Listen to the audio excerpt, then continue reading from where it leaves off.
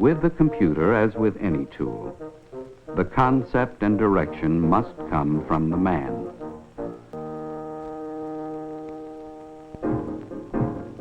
This is information.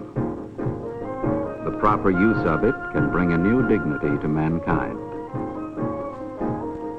Properly related, it can maintain a balance between man's needs and his resources. In many aspects, these are information machines, capable of storing, processing, and relating a vast quantity of information. They process information so that it can be made meaningful at the human scale.